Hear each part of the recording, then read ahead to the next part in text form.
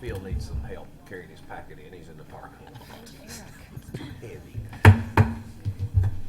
Good evening. I'd like to call to order the Elizabethton City Schools Board of Education meeting, and I guess all schools are back in full swing again. Everybody's kind of got that. And we know that if you've looked at the agenda, it looks like we have a lot of items to talk about, and we know you all are tired, so we'll do our best to be wise in our discussions tonight to get everybody out of here at a decent time. If you would please stand, and if Dr. G, if you'll lead us in a moment of silence and pledge the flag. And tonight, before a moment of silence, we want to remember one of our former custodians who was with us a long time, Reynolds Harrison, and also Miss Wilson's uncle who passed away. Let's have a moment of silence.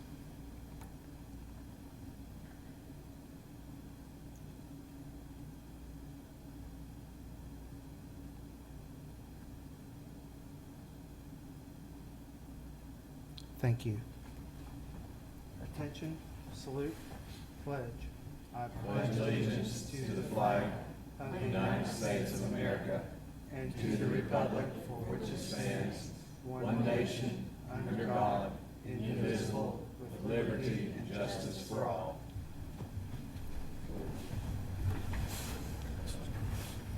It's time for citizens to speak in accordance with Board Policy 1.404.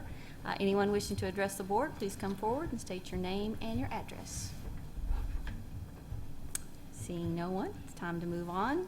It's time to approve the consent and regular agenda. Can I get a motion to approve? So moved. Can I have a second? Second. Anybody have any questions or comments? I would, if you guys don't mind, I would like to move item number 21, which is the first reading, prevention and treatment of sports-related concussions as proposed. I'd like to move that to number 7. Dr. Danny Smith is here tonight. He knows a thing or two about concussions, and so we would like to allow him to kind of give us some guidance, but we'd like to let him leave. So is everybody okay with that? Mm-hmm. Wonderful. Any other questions or comments? Item on the floor is to approve the consent and regular agenda. All those in favor, please say aye. Aye. Aye. Motion, all right, motion approved. Dr. G. Okay, I wanted to talk with you all about some wonderful things that have happened. In the last month, we had our back-to-school bash, and we also had our first days with teachers and training that was very successful.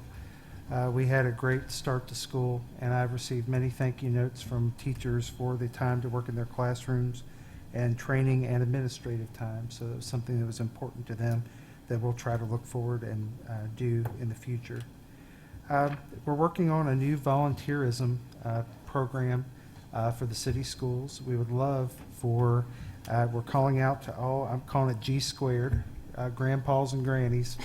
We would love to have as many people that would love. Hey, Susan doesn't like the name. it applies to new people not yet with us. Grandfather. Your grandfather did. Okay, but we would love to have our senior citizens starting to work in our buildings. I think there's some time that they have. We have students that need to be working on reading and could use some extra one-on-one help. And so if they can pass a background check and go through our volunteer process. But I called the Senior Citizen Center today, and they're going to work with us. And I'm on the lookout for some coffee makers to make sure they have hot coffee when they come. And we're going to try to make that work coming up here in the near future. We have worked significantly on our social media policy, and we've also worked on making sure that we're working on social media in general to get our word out to everyone. And for an example, one of the ways we've improved our social media is we had Becca Price did our Google Analytics just for about 15 days during the month of July when we launched our Facebook page, and we had about 27,000 hits within a 15-day period. And we're learning a lot from how people are receiving information, and so we're trying to make our website more current. And I just was actually on that today. It looks really good. She has worked tremendously hard on making sure that our word's getting out. So I feel very confident that we will be much better in tune with our people who are listening to us and looking for our information, and also making sure that we have the message that they want out there and an easy way to access it. I spent the week visiting schools, and I can tell you, I want to thank our custodial staff and all the people that worked so hard this summer to make sure that our buildings were ready when teachers came back, and also our maintenance crew, Mr. Van Huss and the maintenance crew and our custodial staff worked so hard, and we're just very fortunate to have the people that we have, and so good job there. We had some training, or we're looking forward to training our new Odyssey Wear program, and we're going to have that implemented pretty soon. So we'll see, maybe do a demonstration once that's up and running to let the board see kind of what that does. Our train agreement is right now at our attorney. We're at the attorney level on that, and she's working diligently. We're thinking that we may have to have a called meeting coming up, and we'll try to give you as much advance notice as possible on that agreement, and we'll explain more of that in the coming weeks. Today, Dr. Newman worked with our partnership with Milligan College, and they had a training of our mentors and new teachers, and that's been another area that we've tried to work on for this year to make sure that the people coming in are acclimated to our school system and making sure that they feel welcome, and also that they know who to come to and what information they need from who, and that's working great. She said the training was excellent, so thanks for getting that together. And the last thing I'll say in my report is the grand opening for the track is now scheduled. I talked with Mr. Laporte today, and it will be the 9th at 9:30, September 9th at 9:30. The band will play, and we'll have the whole student body out there for that day. We're going to make that a very special day when we open our track. Did you say 7:30? 9:30. 9:30 So on it's the 9th. 9 at 9:30? Okay. 9 at 9:30. Got it. Okay. Thank you. I want to thank the board. We finished Dr. Gardenauer's evaluation. I want to thank everybody for all the comments. It was a very good evaluation. There was a lot of positive comments. There's some areas that, board members thought could be improved upon, which is always going to be the case. But for first year, wow, good job, Dr. Gardenauer. And thank you guys. You guys put a ton of time into this. I want to thank everybody who came and met with Dr. Gardenauer. So I thought that evaluation went very well this year. So thanks, everybody, on that. Anybody else have any reports or anything they want to talk about? Well, just a quick note, I thought the in-service on the 29th with the attorney, Ms. Owen, was fabulous. I thought that was a day well spent. Thank you for coming. Thank you for organizing it. It was very, very well done. Is that the first time you really got a chance to? I've never met her. So, She's yeah, it was great, isn't she? Great, great person. Where are we on the backpacks? Okay. Still soliciting? At this or point, accepting, I shouldn't say we soliciting. are still accepting if we have people that are interested. We had a debriefing meeting about a week after the back to school bash, a week and a half after the back to school bash was over. We looked at what we're going to do next year, and we talked about things that went well and did not go so well. Overwhelmingly, I think things went well. It was a great day. But I feel like we had a lot of people in line for quite a long period of time, and we felt like one of the things we could do is be interacting with people that were there during that entire time. And so that'd be one change that we make. Backpacks wise, we're going to look at the numbers that we had. We had a little bit more high school and middle school left over, but those are given out to students. The extra things, we ordered some inserts to go in backpacks because we had more demand at the elementary than the middle and high. But the middle school, we probably had 25 or 30 left over that we gave those out to kids through our counseling department. And we have a little bit of money left over. We have a few bills to pay. But we're in great shape to start for next year. And one thing I'm so proud of about our community is our churches, our organizations, businesses, everybody came out in support of our students, and it just was a great community feel throughout that Dr. Newman did a great job organizing it. All of our administrative staff was there to help us organize. We had volunteers everywhere. We had, just churches alone, we had more than 100 volunteers from churches alone. We had a lot of our staff. About how many staff do we have? About 60? 80. I'm sorry, I was shot low on that. 80 of our staff who volunteered time. And plus it was an outreach. We wanted to reach people that needed to come and have support of those services. And a lot of people showed up to have help from our free dental program and the Carter County Health Department and eye vision help and help going to public education, if they want to go to Northeast State or go to Milligan or colleges. So it was time for parents to access what they need. If they needed mental health services, we had people there. So it just ended up being a great activity. We want to reach more people next year. So if we have people that are interested in donating, we'll be looking at what we're going to do for next year and try to make sure that we meet all the needs of the students we currently have this year. That young woman who did all the haircuts, she deserves a medal or something. Yes.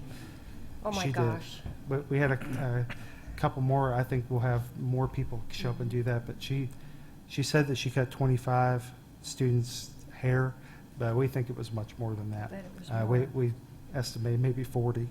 And so that was a great service for kids. Anybody else? All right, let's move on to the regular agenda. And again, we're going to go to 21 first. So first item on the floor is approve first reading of Board Policy 6.413, Prevention and Treatment of Sports-Related Concussions as proposed. Can I get a motion to approve? Can I get a motion? It's not 21. I can't find it. It's attachment 25. attachment. 24? Yeah, I'm sorry. It's attachment 25. Oh, It's okay. item 21. Sorry. That's fine. Sorry. Yeah. Can I get a motion to approve? Motion to approve or second. Second. Thank you. Basically, the change in the proposed look here is that it doesn't necessarily need a physician's signature, but we could also use a physician's assistant signature this year, so that was technically the change. But Dr. Smith, I think, maybe have a few things for us to consider when we're looking at it. Well, ladies and gentlemen, thank you for the opportunity to come and talk to you about something that's near and dear to my heart, and that's athletes and sports-related injuries. My name's Danny Smith. I'm a physical therapist here in Elizabethton. I live at 539 Division Street. Spend a lot of time where you guys are right now, and I must say that your facilities are much improved over what they were a number of years ago. Anyway, I'm a sports physical therapist. I hold board certification in both orthopedic and sports physical therapy, and I have been assisting in the care of athletes in the Elizabethton City School System since 1977. So I've been around a while. So we, like the insurance company, we've seen a few things over the years. And we try to stay abreast of what's going on. And most recently, unless you've been hiding under a rock, you know the discussions that have been taking place in regards to concussion, athletes with concussion.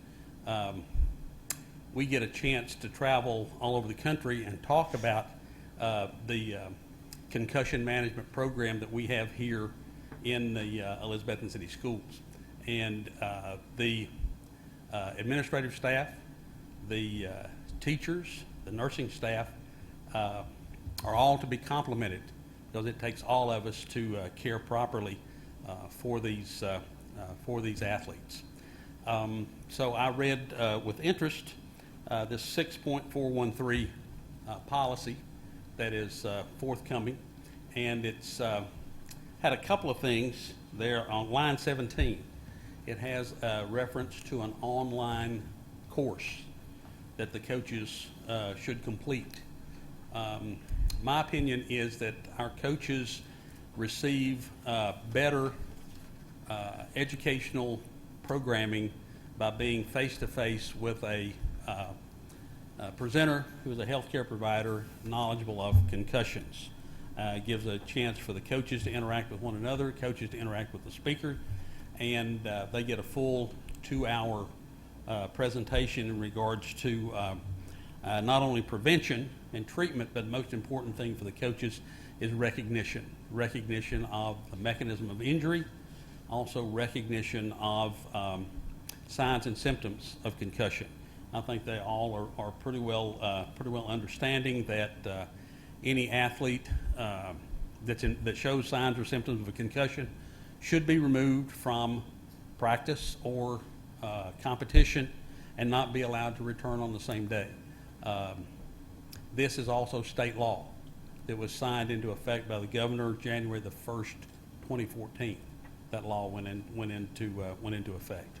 So in talking with the coaches, we emphasize the fact that they're the first contact with concussion and concussion-like symptoms. So it's up to them to recognize mechanism of injury, recognize signs and symptoms of concussion, to hold them out of practice or out of competition, and to get them to the proper healthcare authority, whether that be family physician, emergency room physician, in our office or wherever, to get them properly cared for.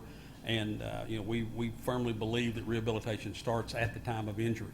So you got to be able to evaluate these athletes early on. In addition, when we do the preseason screening, we do concussion screening as well. We get baseline information on all the athletes.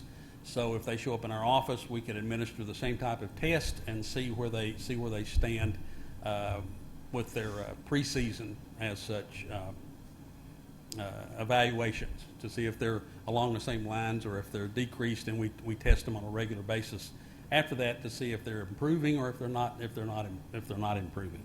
So I would recommend that the board take into consideration revising that section of the policy to include or to substitute an educational program for the coaches presented by a healthcare provider knowledgeable in concussion recognition and management is the first thing. The second thing is line 34 and 35. It says removal of, I think it's something to the effect of removal of the athlete from athletic activity or competition. Okay, the problem with that is, how do you define what is an athletic activity? An athletic activity could be popping popcorn in the concession stand, doing something for the athlete, working, sweeping the floor, anything like that could be construed as an athletic activity. My suggestion would be to replace the words athletic activity with practice or a supervised practice. So that pretty well defines, what the athletes are doing. So those are the two recommendations I would have. Also, the removal of the athlete from practice also falls more in line with the state law, again, that the governor signed back in 2014. I honestly believe that we have the best concussion management program of any high school in the United States. We've done over 200 educational programs related to sports physical therapy all across the country, and people are always calling us, wanting information on how we manage our athletes, how we evaluate our athletes, when we do this, when we do that, when they return to work or return to school, our relationship with physicians, and so forth and so on. So Elizabethton City School System is definitely on the sports concussion map from the high school level. So with that, I'll entertain any questions any board members may have. Okay, I'm always available. Give me a call if you have questions. Thank you very much. Thank you, Danny. We just want to say, as he's walking back there, Dr. Smith, one of the things he does is gives us a lot of help at no charge, and he has been with us since 1977, but he's a fixture. So thank you for all your work. Thank you. Appreciate you being here Appreciate you. very much. I would like to add to Dr. Smith's comments that I think in terms of the face-to-face training, the training that is most effective is not typically online. I think this was put together by TSBA, and it was just a means of making certain that we had that. I have not been able to research if the state law requires that they take this online course. It does. And if it does, we need to leave that in, but I think, does. and It does. additionally have face-to-face training if available or provided by the system, simply because I agree with what he said. You can watch that course and answer the questions, but there's no substitute for the level that we're already doing, and I don't think that our policy should be lighter than the level we currently have. This is a really big issue in medicine, as he said, and it's one of those things where I think that we would rather not talk about it because it gets uncomfortable. It's a big part of our system. It's a big part of what draws this, the pageantry of the games and the things that bring our students together and create a community spirit and an environment that leads to better learning and better scores on tests and better, performance and engagement. So there's a lot of positives, but clearly, people have an attraction to football and things of that nature where concussions happen and they're common, and we have an obligation to protect the students. The very first step is recognition when there's a problem, and make certain that the coaches aren't put in a position to try to have to diagnose and treat to the level that they can. Now, of course, if they've been educated well, hopefully they will be able to recognize it. And we have been lucky that on our varsity games and things, we always have a representative from Dr. Smith's clinic there, as well as oftentimes others that are engaged and know how to treat those. But I think that the face-to-face thing is pretty important that we add, maybe we put it where we can do that if it's available, and make sure that that is available for our areas where that's a high likelihood. And I concur on what you said as well about the statements in terms of athletic activity. That's pretty broad, and we could make that to say, activities that involve strenuous exertion or strenuous physical exertion, because those may not be necessarily athletic in nature, but they could actually be, something unrelated to athletics, but we have our child doing something exerting, physically strenuous, which is the key of this, is it shouldn't be strenuous physical activity until they've been cleared from that. Just my thoughts. I agree with that. I know that, like a bullying program that all the teachers have to go through, there's a minimal online program that they need to do, and maybe we should just say preferred face-to-face training with a professional. In addition to, right. In addition to that. And also, is cheerleading a sports? Is it considered a Yes. sport? So Yes. it would come under this, because I know I've seen through the years some terrible cheerleading falls. I thought it was, but Thankfully, we're on the turf and no longer on the macadam Yeah. down there. Well, Danny has treated my daughter at a few of the basketball games with wrist injuries, and so yes, it's definitely Okay. right there with the rest of athletics. He treated my daughter because she got hit with a book bag at school walking down the hall, so, but that's something you just can't mess with, and I'm with you guys. I would, if state law says they want this online course, that's fine, but I think we keep it that we have this face-to-face 2-hour instruction. I agree. Yep. So, do we want to figure out how to word this? What do you guys want to do? If you would like us to come back and compile everything prior to second reading, let's I was can going to do be that. passing on the first reading with the recommendations that Dr. Smith and Dr. May provided for us, and have that for our second reading. Is that doable? That's fine with me. Works with me. I'll make that as a motion. Can I get a second on that? second. All right. Okay, item on the floor is approved first reading of Board Policy 6.413, Prevention and Treatment of Sports-Related Concussions as proposed, with suggestions from Dr. May and Dr. Smith. All those in favor, please say aye. Aye. All opposed? Motion carries. All right. Now we'll go back to what was originally number 7. Approve updated memorandum of understanding between State of Tennessee and Local Education Agency Benefits Administration. Yeah, that's it.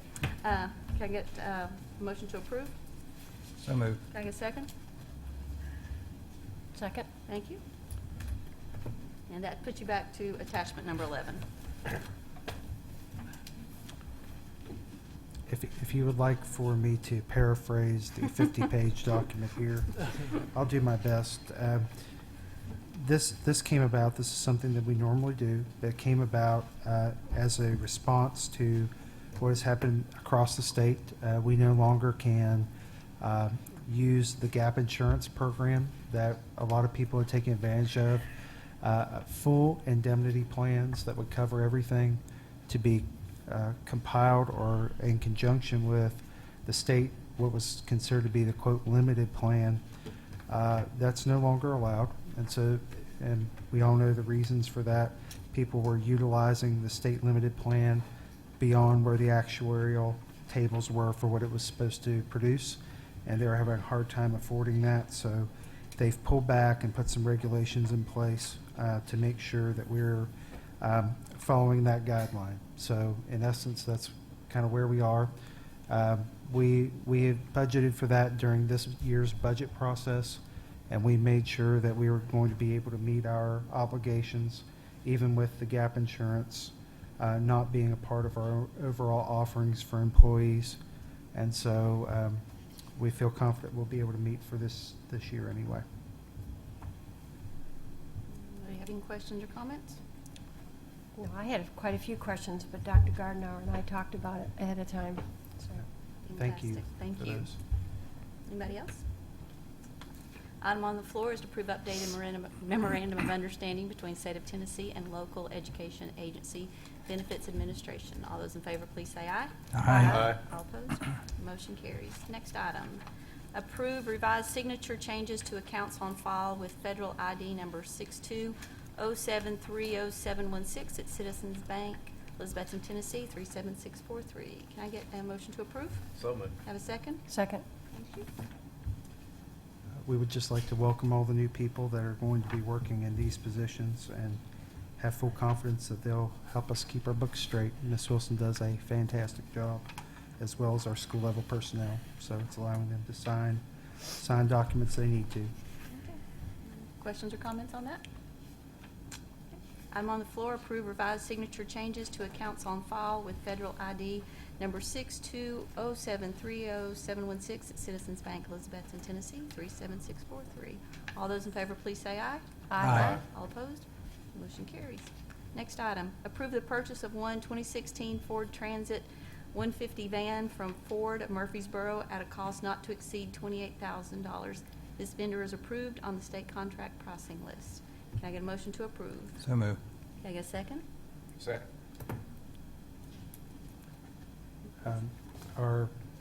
Mr. Ward, our HVAC technician, was in here this evening, and he is glad to say goodbye to the 1984 coffin that he has been driving around with no air conditioning. This is our maintenance van, This is correct? our maintenance van that's kicked the bucket on us, so it may have some light usage, but daily usage has not been working too well. So we were able to purchase at fleet pricing, which is somewhere close to $10,000 less than what it would cost on the lot. So we feel like we had an excellent deal. What year did you say the current van is? 84. 84. You already graduated. It's no. Time to replace it. Time to Yeah. replace it. Anybody have any questions or comments? No, we don't want to make Mr. Ward unhappy, do we? Yeah, that's right. All right, item on the floor, approve the purchase of one 2016 Ford Transit 150 van from Ford of Murfreesboro at a cost not to exceed $28,000. Vendor is approved on the state contract pricing list. All those in favor, please say aye. Aye. Aye. All opposed? Motion carries. Next item, approve first reading of Board Policy 2.2000, the annual operating budget as proposed. Can I get a motion to approve? So moved. Thank you. Can I have a second? Second. Okay, what this does is gives us just a little bit more leeway. LEAs are going to have, partially, it's not something that we normally have an issue with, but other LEAs that are in county government do. And this gives our LEA just a little bit more time. It has them not have to abide by a 45-day window in which the budget's passed or in others, but we still follow. If you want to look at the annual operating budget and how it's set out in the law, And that's after page 14. You go past the board policy one. The February 1st, March 1st, April 1st, and May 1st, we pretty well keep in line with those, and we'll continue to do that. That's not a big change for us, but it does give Tennessee school systems just a little bit more leeway because of the time crunch that county governments are having getting their budgets in to be approved. Do we have any questions or comments? Okay. Item on the floor, approve first reading of Board Policy 2.200, Annual Operating Budget as proposed. All those in favor, please say aye. Aye. All opposed? Motion carries. Next item, discussion of Board Policy 3.210, naming facilities. Can I get a motion to approve? Motion to approve. For the discussion, for the discussion. Oh, yeah, you don't need it for that. Okay, Do we need that for, okay. well, that's good to know. All right. Didn't know if you wanted to, like, talk about it. The reason we put this board policy on, we do not currently have a board policy. We put it on for discussion to see what the board might want to do on that. And this is one that we received from TSBA with language that they currently have from other ones, but it is not.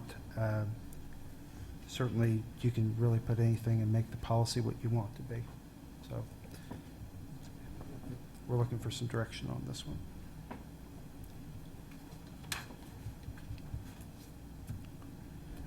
This has been, of course, I think one of my pet peeves since I've been on the board, and I just think we need to have a clear understanding when somebody comes in and says, I'm gonna give you $2,000, I want you to name something after me.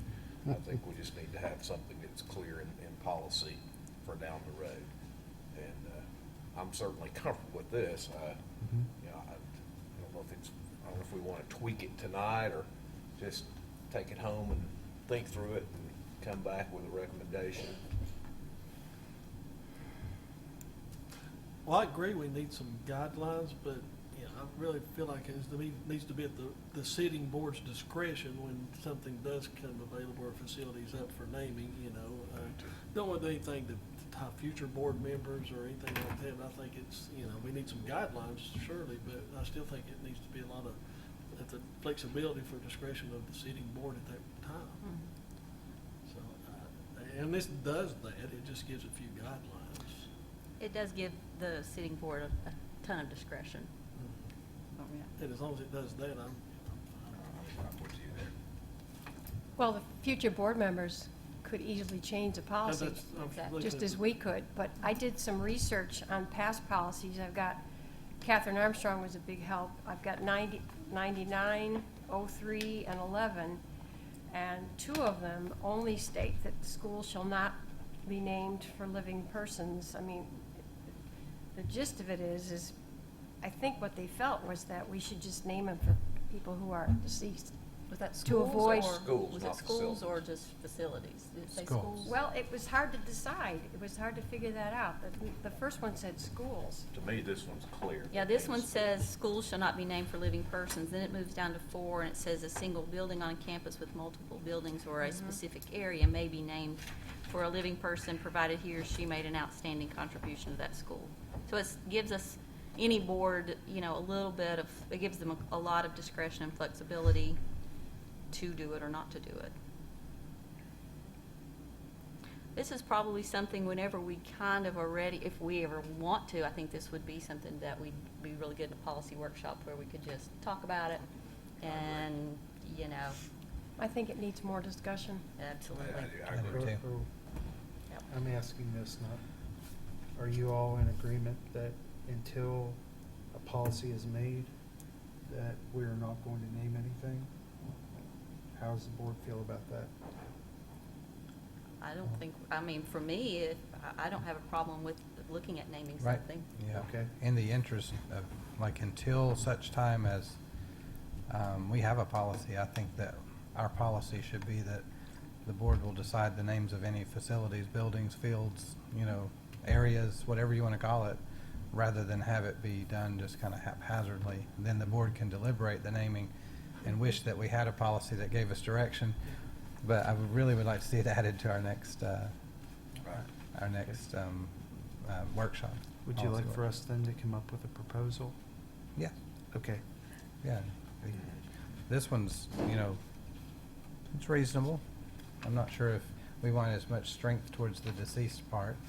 I understand the rationale for it, but I think I might, And plus, we're probably not going to be building any that- schools right. anytime soon. No. Right. yeah, I mean, there are. Till we can get them to float. Exactly, right. Because we don't have any land. Well, the one in 2011, in the beginning, said the superintendent of schools will be responsible for soliciting suggestions for names from staff, students, and communities, and other interested parties, and will prepare it for the board. So I think we could continue with that policy until we update what we've got. Okay, that's fine. You could bring it to us, and then we could vote on it. Okay. So do I need to bring this policy back for first reading as is and we make changes at that time? Or are there specific changes you already feel that we need to consider for first reading? This is Johnson City. This one's Johnson City. That's Johnson City's policy. Okay. Do you guys want to, we have a hard time Yeah, we getting do. together for workshops. I mean, Right. the best time if we're going to do Well, this workshops is is the meeting TSBA. prior to. So is this something you want to discuss in a workshop, or is it something It's you Carter guys want County. to talk about in a board meeting? That's Carter County. I would prefer to continue with current practices, Dr. May said, and let's have some time we can digest it, and talk through it. I mean, I think the outline of this is good. I don't know that, to me, this is pretty general in a lot of respects, and I don't know that we want to be that specific. Again, I think it'd be a great discussion. Kind of do what we did with the social media and let it sit for a little while. Yes. Okay. All right. Okay. Moving on to the next item, approve first reading of Board Policy 3.218, Service Animals in District Facilities. Can I get a motion to approve? So moved. Can I have a second? Second? Thank you. This was a suggestion of Ms. Owen and Melinda Jacobs when she came to work with our people, is that we need to have a policy on this. Obviously, this falls under 504 special ed, depending on what part of the American Disabilities Act you're working with, but this gives some outlines on what we would have to have if someone approached us to say, I have a service animal, like a pony, that's going to help be therapeutic for my child, and we would have guidelines to use with that animal.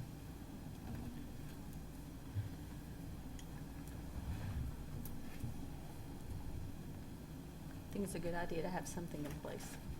Absolutely. Absolutely. May I have any questions or comments? I'm on the floor. Approve first reading of Board Policy 3.218, Service Animals in District Facilities. All those in favor, please say aye. Aye. All opposed? Motion carries. May I ask a related question to Sure. that, to the animal thing? Do we have a policy on animals in the classroom, like gerbils and hamsters and fish and turtles? We have put a ban on animals that are brought in for more than one day. The reason being, Okay. we had some severe issues of, well, we can discuss that at any time. But Okay. we had Well, a parent asked me that. a rampant I couldn't potbelly answer their pig. question. We've had the tortoise that was running amok. We've had We've had the tortoise. That was running amok. Yeah. So, and it came down to a cleanliness issue, where, So we have a policy that there's no animals in the classroom. yes. For more And than now, a if day? they come in from Bays Mountain, I was asked that this week, if they come in from Right. Bays Mountain For or a demonstration. for a demonstration, that is fine. But they normally take them with them, and they are under their Right. care during the time that they're. Include fish tanks? No, fish are self-contained. We haven't really had any problems with, if it were biting fish, we would, You can't have a piranha. fish Dr. tanks, May. fish tanks have been okay. Okay, I was So- just wondering.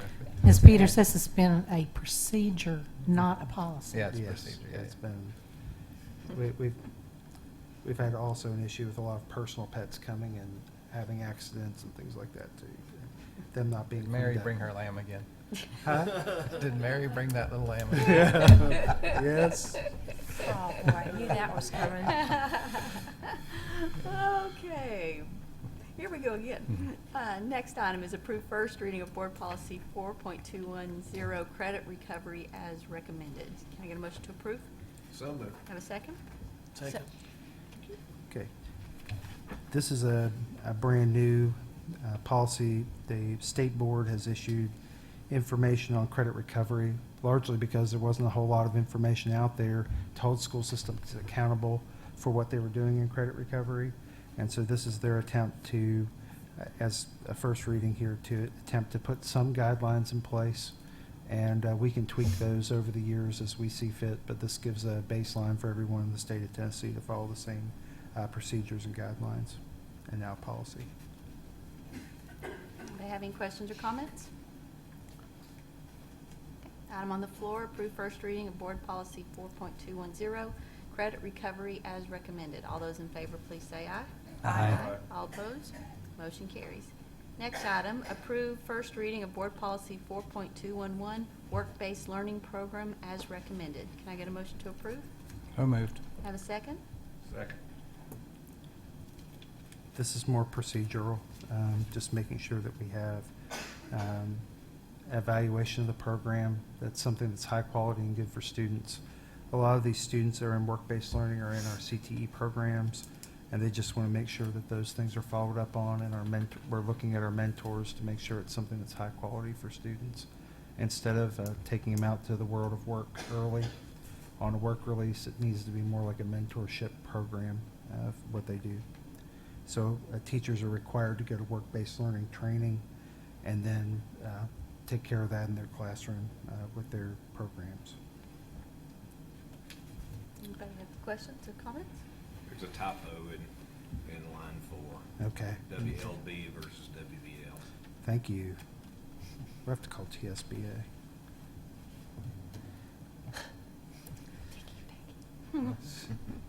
Used to grading papers. Yeah. That shall be fixed. That shall be fixed. As opposed to may. Well done. Any other questions or comments? Okay. Item on the floor, approve first reading of Board Policy 4.211, work-based learning program as recommended. All those in favor, please say aye. Aye. All opposed? Motion carries. Next item, discussion of Board Policy 4.605, graduation requirements as proposed. Motion to approve. Hmm. Motion to approve. Thank you. Second? For Second. discussion? Thank you. Okay. If you look at the general part here, under number 5, we did receive some word from TSBA that they wanted to take successfully out of number 5, successfully completing the United States Civics Test now becomes completing the United States Civics Test. They didn't want to put any active vocabulary in there that would suggest a student would pass or not pass. And if you look at the following page on 2 of 2, it really speaks to early graduation, and that's already been in the law, but a lot of policies do not currently have that, and so they wanted to make sure that those requirements were in there if a child wanted to move on from high school at an earlier age. One part that's a proponent to that, saying that we're saying this is what we need to do. The state board passed a policy that we do not lose any funding whether a student moves on early or not. We would receive funding for that student until their cohort year is finished. So that's even if they finish in 3, we get money for 4. That's right. And so they did not want to have part of the Drive to 55 campaign that the governor did. That was one of his items that they wanted to remove. The penalty really was for secondary education to move to post-secondary. So now one of the things for discussion is we're back to where we are with graduation credits, and right now we have a lot of opportunities, 36 opportunities for students, and we have felt as if we probably could up that to 30 depending on if we're able to keep the block schedule that we currently have. And did not know where the board, we had talked about that at one point last year, and did not know where the board felt or was at on that. Just a couple questions. Page 2, early graduation specifies 18 credits. Is that the state 18, or is that different? I mean, should we read 22 on that? I don't think so. I mean, let's say that we went to, if we upped it to 30, we probably would. Because right now, if we looked at it, a state diploma, we're at 22. Elizabethton is 28. And if we upped it to 30, we would have to look at that. But right now, that's pretty close, because they probably would receive 18 credits. Mr. Pless, they probably receive 18 credits by the end of their sophomore year. Yeah. And so, and most of those high-flying students will probably have that many. So when they're looking to move on to go to dual enrollment, which we currently have, or if they would just want to move on to ETSU, Would we ever, and Josh, this is probably a question for you and the staff, but would we ever want to go to like a differentiated diploma, which was quite common, I know, many years ago, that the student that receives 30 credits gets a certain diploma as opposed to the student that reaches the minimum requirement of 22, 24, 21, whatever it might be. And that's just a thought, that's not, but I think that's something probably the high school staff needs to. come up and talk about that. We've been working on that a little bit.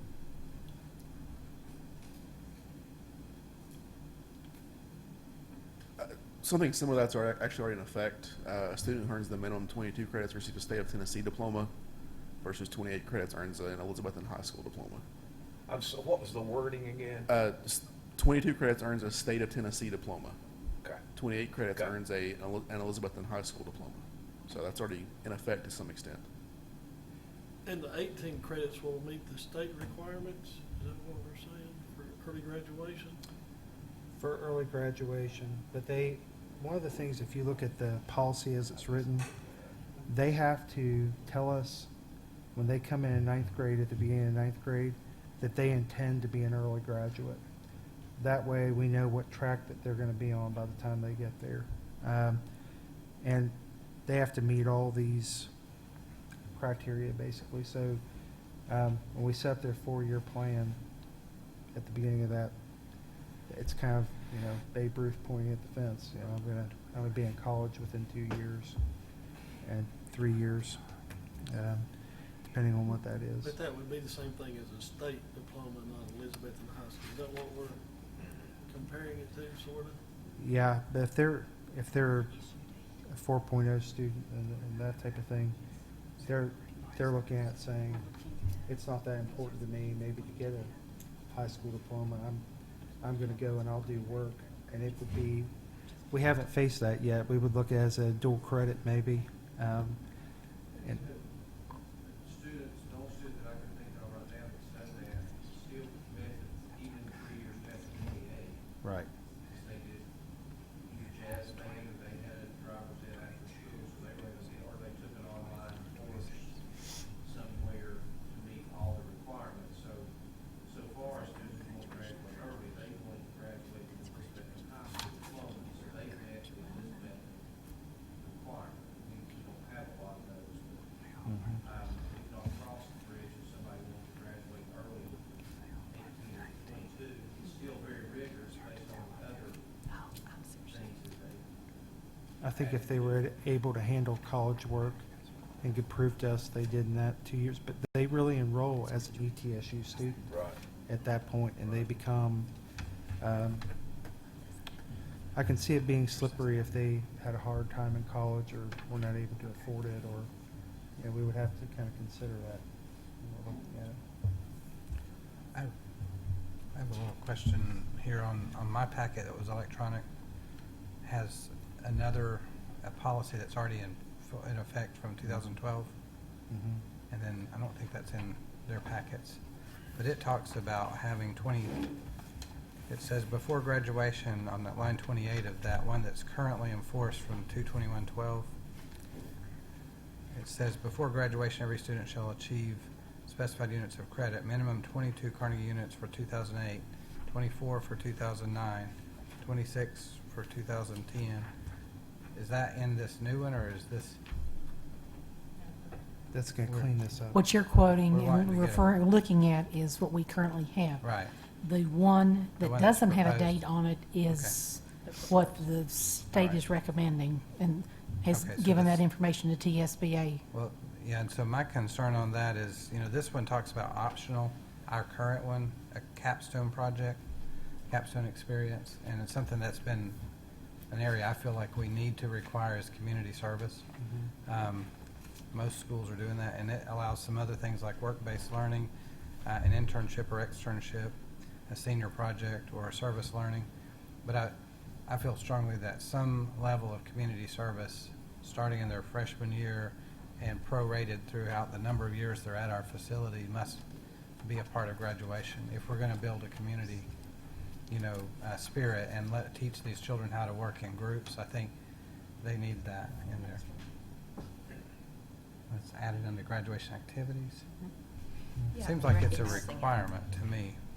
I know that's an expectation of Tennessee Promise, and I've been to several of their meetings, and they said the one thing that many students, they'll meet all the other requirements, but be right to the last hour finishing those community services. And I think if we can do something to encourage that, I think that's a great idea. We did discuss that with other high schools. We took some time to call high schools and said, how's your community service going? And 4 of the area high schools right around us, we talked to administrators, I did, and said, what are you currently doing for that? Well, they have community service, but the problem is that they can't manage it.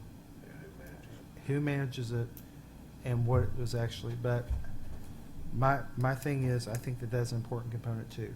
I think that that's something we would want to do, but maybe for the first year, and we could change it, we make it optional for the first year for that to come through, to see what response we get. I think in our students, we're going to have an overwhelming response. But also, we have to figure out a mechanism that we're going to be able to say for that cohort that's coming through as freshmen this coming year, by the time you graduate, we want to have that in place for you to make sure we do it. It's become, in other places, something that people, it is a requirement, but they're not necessarily holding them accountable to do it. That even though it's something for graduation, people are signing off on it, not really taking it too seriously. Our goal would be to build something that is really rewarding. That it be something that they're really working with our community and doing that. And I've talked with Mr. Boatman. We've had a lot of discussions about how we were going to do it, who was going to be responsible. And right now, counselor-wise at the high school, we're probably a person short there. And we're trying to figure out, we tried to put in a cyclone experience this year. They're really working hard on that to have the students acclimated to the school, and that seemed to be something that was really important for us to get off the ground there. So,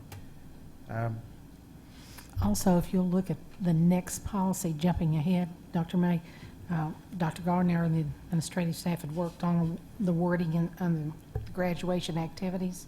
If you look at the very end of that, we're talking about the volunteer service of that one. Yeah, they'll be recognized in the next one, which that's for it, but it's just recognition. It's not a requirement. Right.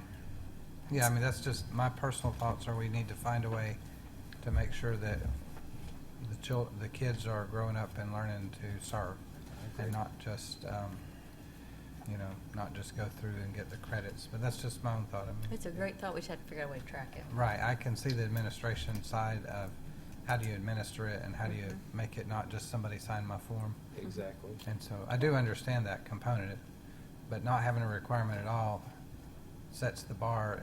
I guess I'm one of these that I'd rather set the bar high and fail to reach it than I would to set it low and reach it easily and it not mean anything or not mean as much. A So lot of colleges look for this, and a lot of our students already are doing it on their own because they know that when the colleges come looking, that's a real plus for their resumes.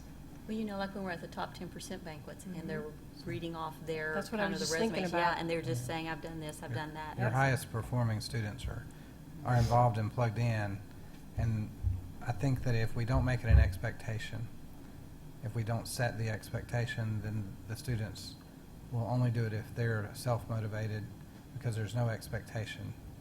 So I almost would rather have you sign off their form and administer it poorly than I would the other, but I think we should Okay. administer it well, but that's just me. I just feel like it's maybe 10 hours per year that they're here is not that much to ask. That's a weekend activity, a couple of days Well, in this a is year. like the naming the facilities, right? This is Yeah. a This is discussion. discussion. Again, I think this is one we could spend the whole night Hours, on. right, yeah. And maybe a great workshop It would Yeah. be. Well, with input from, again, the high school, I think, Absolutely. the high school staff. This United States civics test, do I understand it correctly that the state says all of the students have to take it, but they don't have to pass it? Is that right? Yes, got rid ma'am. of success. That's correct. It's the expectation They're again. setting the bar Setting high. the bar. Right. Okay. Wording, Maybe we should say they have to pass it then. the wording that came from the Department of Education says on Public Chapter 499 requires students to complete a United States civics test prior to graduation. And they have, They don't have to pass they have it. not, that's correct. Maybe we need to talk to Mr. Holtzlaw about that. Everybody gets He's a been a big help to education. yeah. All right, anything else on discussion of this policy?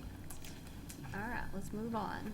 Next item is approved first reading of Board Policy 4.606, graduation activities as proposed. Can I get a motion to approve?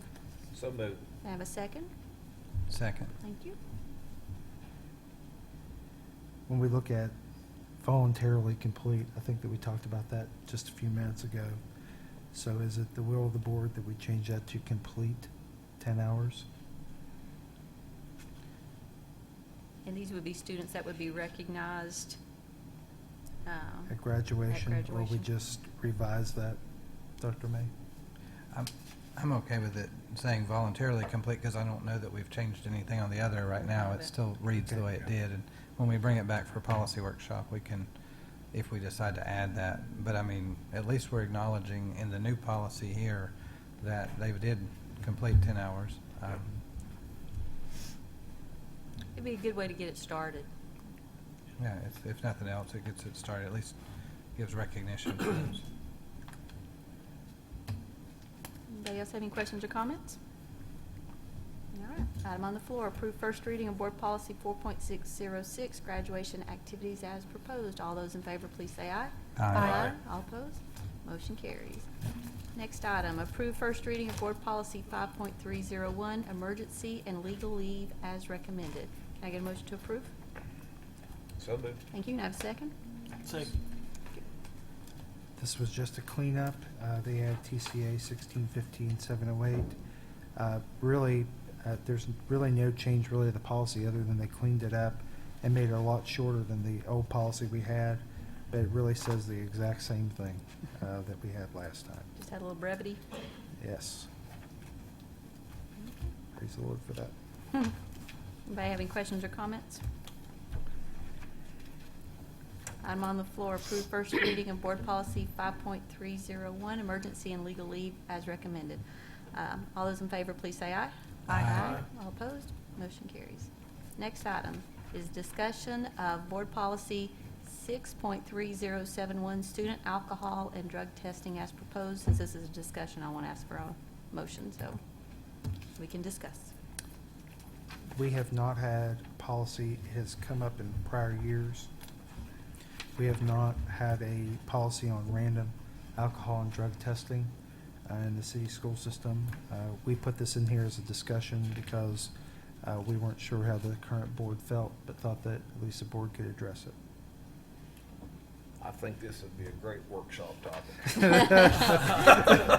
There's Yes. a lot of room for discussion. I Boy, can there tell it you, is. I was on the board when we discussed this before, and it took, it was a spirited discussions, shall we say, so. Well, one of the points is when they have to sign off, parents have to sign off in this. I mean, what if it's a senior who's 18? They don't, is Tennessee different? I mean, they don't need parental consent anymore, do they? No.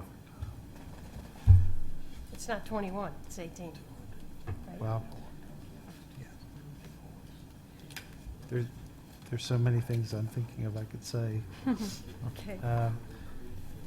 You know, they still are under our, although they would need parental consent if they're attending school. They were a senior, they would still be under our rules and directions if there was a random testing that was done. You know, you look at too, if they're can be questioned by an SRO, you know, if parents are there. You know, there's a lot of things that go into Sounds this like we need to policy. get Miss Owen at our workshop. We can Again. do that. We can do that.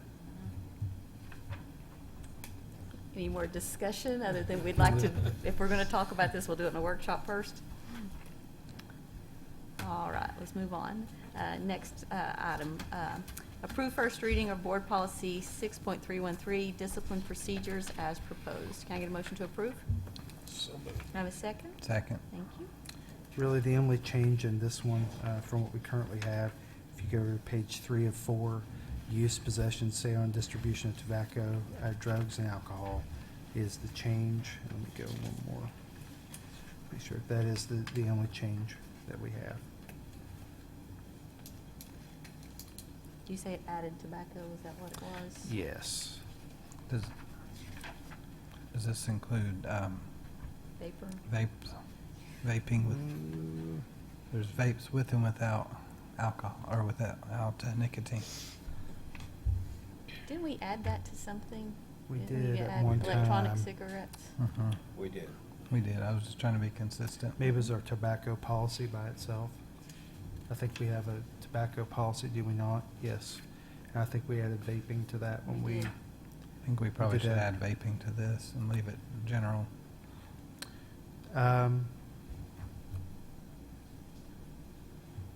Okay. Just right where you put alcohol, Vaping. tobacco. Do we call those e-cigarettes or? Usually be something else. E-cigarettes was part of our tobacco Huh? policy. THC. We'll have to review Oh, that yeah. for second reading. If- Okay. What's that? Review our tobacco policy. Right. To see what's included. Okay. I know it's e-cigarettes, vapors, and there's something else also. There's a definition in that policy, so we'll just add that to it. I'll make a note here. So we're going to add e-cigarettes, or we're going to review the policy? I think we need to add e-cigarettes. I agree. Right, so we get a motion to add e-cigarettes? Yes. Okay, can I have a second? Second. Second. Okay, great. Any more questions or comments on this? Does it all level 4s go through an SDA?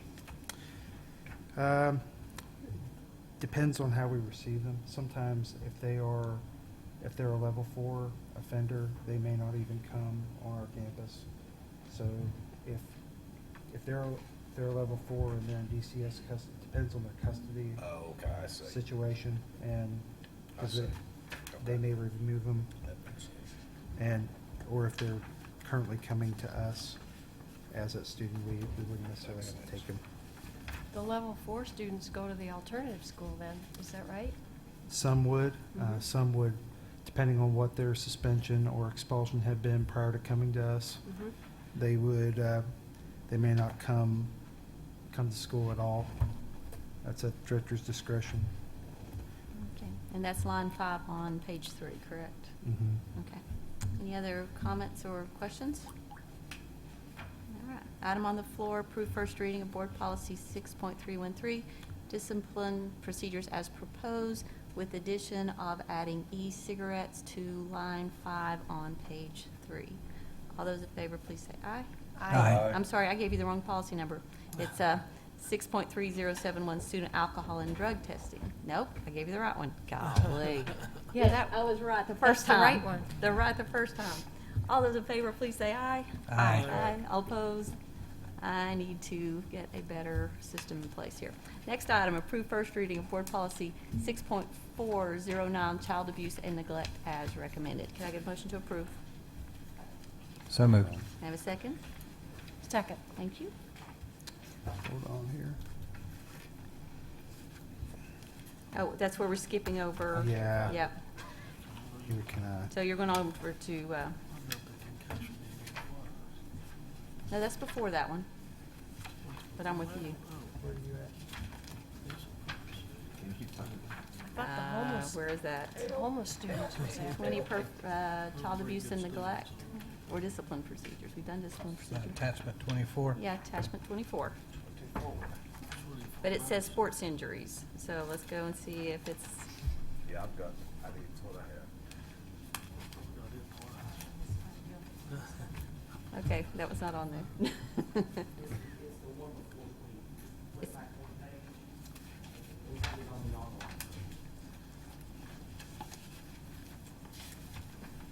It must be online. Is it online? I've got it online. Okay, we've got it online. I don't have it. I don't have it either. It's right before prevention and treatment. I jumped to home to say it's my Yeah. next one. No, ours is too. It's just, we don't have it in our packet. So what are we looking for there?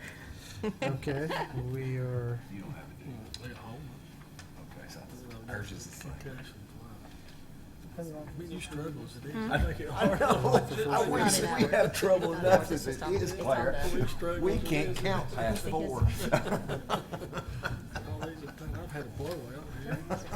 Packet fell apart. Mine did too. Huh? I had a blowout. First thing. Oh, yeah, it's 20 okay. on here. I remember this one. Is it attachment 24?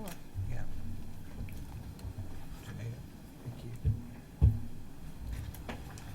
Okay, Do you wanna there's, table it? that particular policy, there's been a change. We obviously have regulations with staff that when they're reporting a child abuse and neglect, So it's they have to do not that, here. and there's certain procedures that the state boards put out. What they found out is that when they did an audit of that through Child Protective Services, those reports, depending on, the audit was how many reports are coming in where we actually find out where there's child abuse. They did surveys throughout the state to see if people were reporting on the right things. So the state board came out with that to say, we need to put some things in a policy to make sure that we're re-exerting the need to make sure that children who are abused and neglected are being reported at the rate that they're supposed to be, which is every time that a teacher comes in contact or a worker in the school system comes in contact with a student that may be in an abuse or neglect situation, they are supposed to report that. And so Report directly to the agency, not to the principal.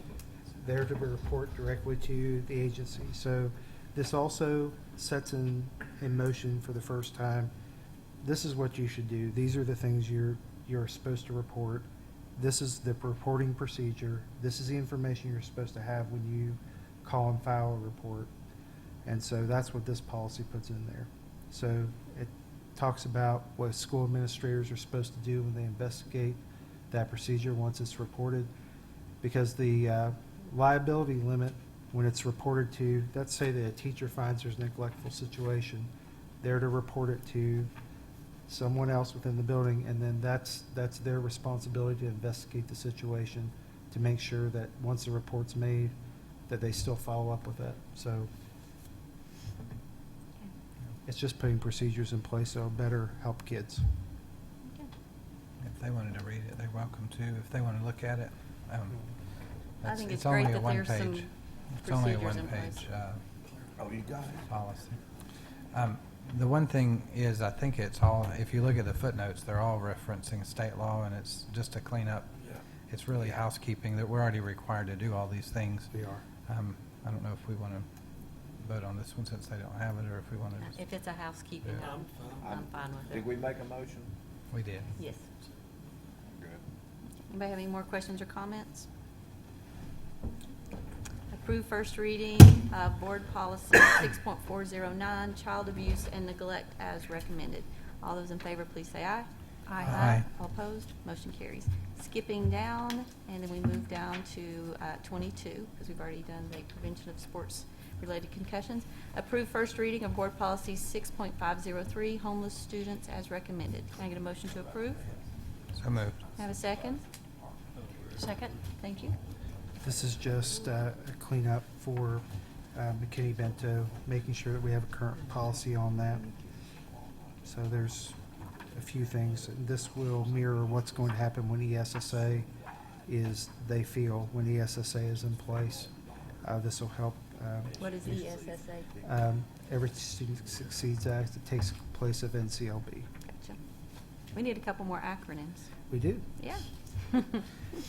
Anybody have any questions or comments on this? Okay. Item on the floor, approve first reading of Board Policy 6.503, homeless students as recommended. All those in favor, please say aye. Aye. All opposed? Motion carries. We're moving over, we had a couple of additions. So item 23, approve ratifying creation of new part-time assistant to the teacher position at EHS to meet needs of students' IEP requirements effective 8/17/16. Can I get a motion to approve? So moved. Have a second? Second. Thank you. Thank you for approving this for our high school. This is just based on students that we've received and special needs that we have for them. Anybody have any questions or comments on this? Item on the floor is approve ratifying creation of new part-time assistant to the teacher position at EHS to meet the needs of students' IEP requirements effective 8/17/16. All those in favor, please say aye. Aye. All opposed? Motion carries. Last item, approve revised signature changes at Elizabethton Federal Bank for Joshua Boatman and Rosemary Brewer-Clabo for the following accounts: Elizabethton High School Savings, A.H. Tipton Trust Fund, Crockett Montgomery Scholarship, Student Council Crockett Montgomery Memorial Fund. Can I get a So moved. Thank you. And a second? Second. Thank you. Questions or comments? Kind of is what it is. Item on the floor, approve of revised signature changes, Elizabethton Federal Bank for Joshua Boatman and Rosemary Brewer-Clabo for the following accounts: Elizabethton High School Savings, A.H. Tipton Trust Fund, Crockett Montgomery Scholarship, and Student Council Crockett Montgomery Memorial Fund. All those in favor, please say aye. Aye. All opposed? Motion carries. Do not leave until you sign some paperwork from Ms. Perkins. I'm supposed to tell you that first. Next regularly scheduled board meeting will be Tuesday. Oh, one more thing. Don't forget, Race for Wandell, Saturday, September 17th at East Side. This one's going to be, it's going to be the first, what do you call it, for the 3K? It's going to be the first one in the state that's, yeah, we'll have state record holders. So this is going to be really cool. But I can't recommend enough everybody come out and participate in that. It is a ton of fun. Volunteer and then walk because it's a great day. So now, next regular scheduled board meeting will be Tuesday, September 20th, 2016, 6:30 here in the Mac Pierce Boardroom. Can I get a motion to adjourn? So moved. Can I have a second? Second. Meeting adjourned. Have a good evening.